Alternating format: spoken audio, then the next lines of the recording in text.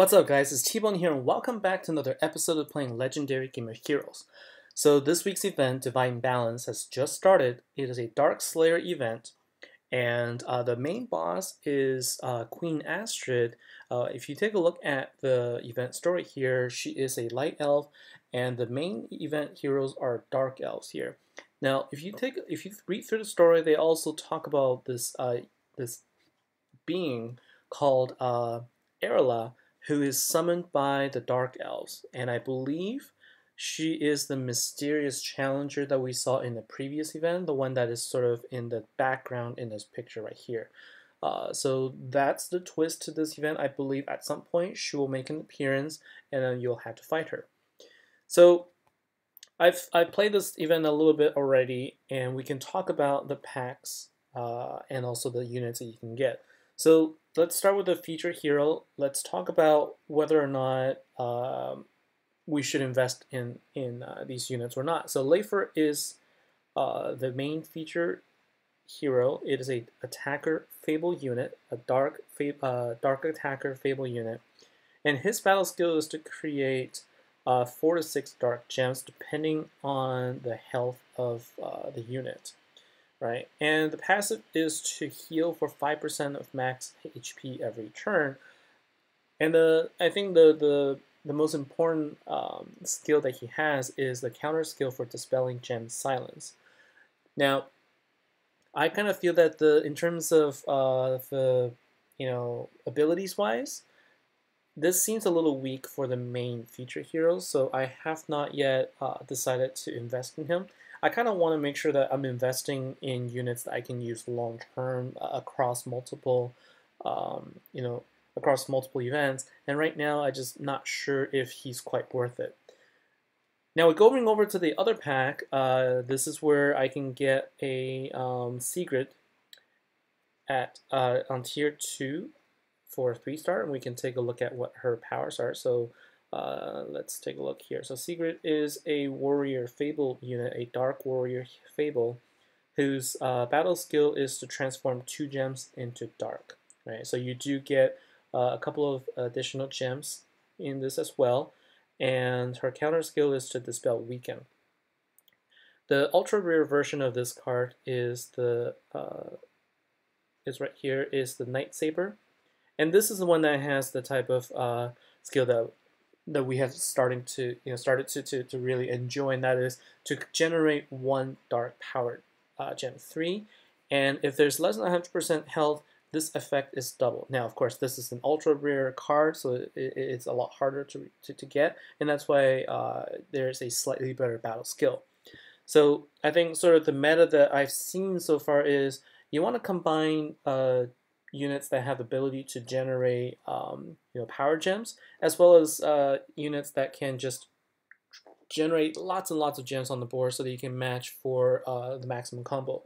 And right now, unfortunately, this combination, I'm not seeing that. So what I've done is I've just invested in these 2. And we can take a look at the event here. So I started searching for keys about 20 minutes or so. And this is what we're doing. So within the guild, one of the things that we wanted to do is to push up the guild boss level as quickly as possible to the point where defeating a guild boss starts giving you also regular keys, right? And once you do that, then you can start collecting keys from defeating guild bosses, and then use the guild key to continue to defeat to get the regular keys for your regular Slayer bosses, collect the guild keys, then come back and defeat the guild boss as well. And you work together as a guild to take them down together. So here is my current Slayer team. I use Zoran as my leader because he does have the 300% damage for all Dark Warrior heroes. And so I bring another Zoran. I do have Secret now leveled up to 5 stars, and I will be leveling up my second Secret later. I brought in Reaper because it is, in addition to being a warrior, it's also a god unit, and then I can take advantage of my other relic that I'll talk about. And then for now, until I bring in my second Secret, I'll just use Sir Elric of Bryn. And then the relics I have here So I have the Exultant Saber, and then I brought in Spear Corrales, which creates 4 dark gems as long as there's a dragon on the team. Death Sword, which I only have a 5 stars, creates 3 dark gems as long as there's a god on the team. I also brought in Dream Piercer because the Dream Piercer increases attack of all Fable heroes by 1064, and that is what that's what Secret is a Dark Fable unit. And so these are the 3 relics that I think will really help with the damage. And then so let's go ahead and do a couple of fights. So let's go and take on Tovar. Now this is I generate obviously less damage here than the previous events because I don't have any cards that produce that would produce power gems for me to match, and so I'm relying on other abilities here. So Zoran has the ability to increase his attack by 50%, and so what I need to do also is to make sure that I generate power gems in other colors so that I could deal more damage there. So let's do those, and also taking advantage of Sir Alric of Bryn's ability to create gems between every turn. So let's go ahead and match here.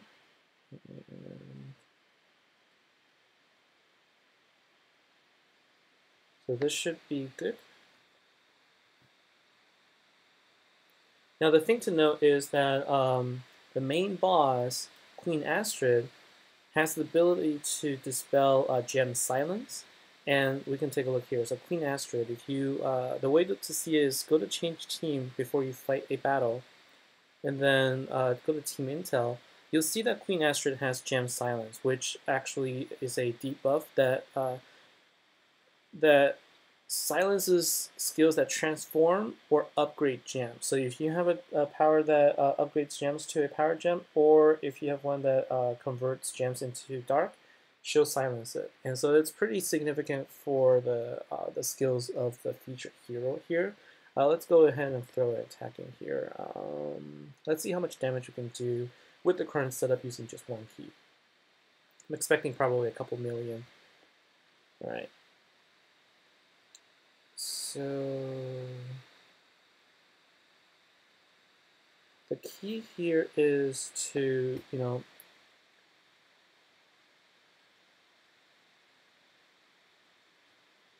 let's see, the key here is to take advantage of this as quickly as possible, because as soon as, I didn't realize I had matched my dark power gem. That's okay. Sir Elric of Bryn does get impacted by the gem silence debuff, and so you can see right now Secret was impacted and was not able to create a couple of more dark gems. So that's the challenge here. But okay, let's go ahead and do this. Since I'm not actually doing the matches of the dark gems together, I am doing less damage than I would have liked.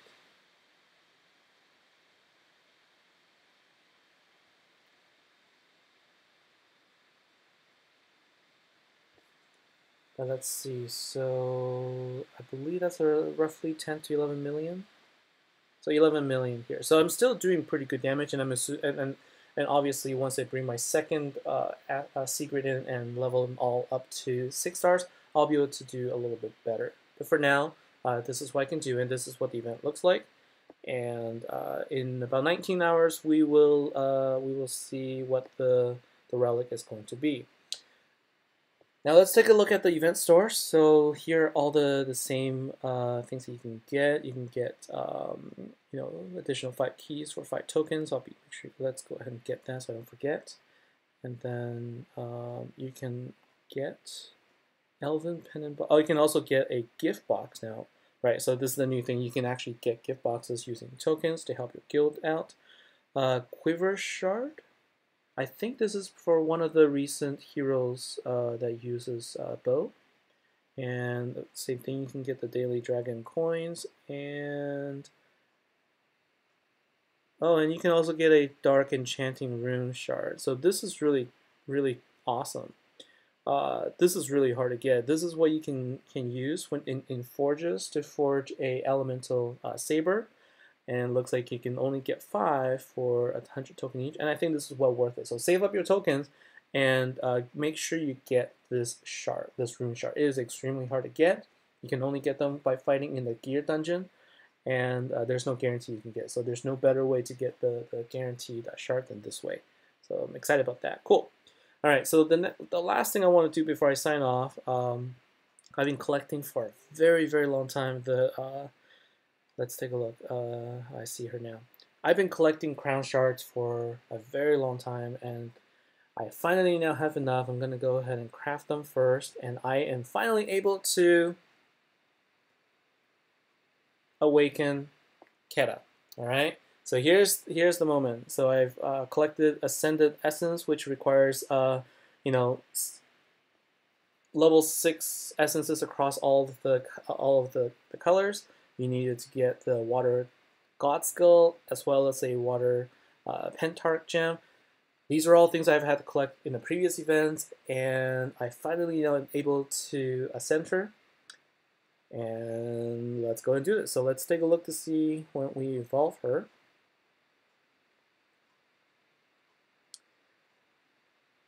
I have an Ascended Keta now. So her attack is now being boosted up to 1900. And let's see what her skills are now. All right, so the leader's skill is the same, so she still provides 200% damage and health for all water heroes. Her battle skill is increased now, though. Her attack is now 1,000% damage and increases self-attack for 50%, by 50% for 2 turns. And now there is a passive skill which generates 1 Water Power Gem 1 every 4 turns.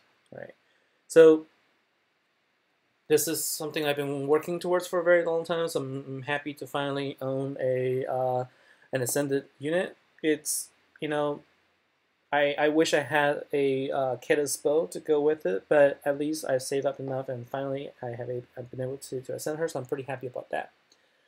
And I will definitely be incorporating her in future water-based heroes as well to show her off.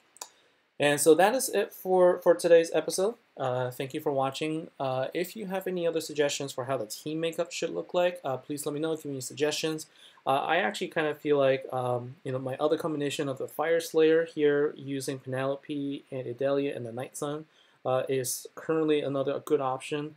I've also sort of, you know, in my other fights, I've brought in this light deck that I've shown in previous videos. This is another option for me when I try to attack dark units. So for this particular event, I'm switching it up. I'm not just using my dark deck because I don't think I'm getting enough damage out of it, but that's just me. Let me know what your stable team is, and let's see if we can find a team that will really work well for this particular event. So thank you for watching, and I'll see you next time.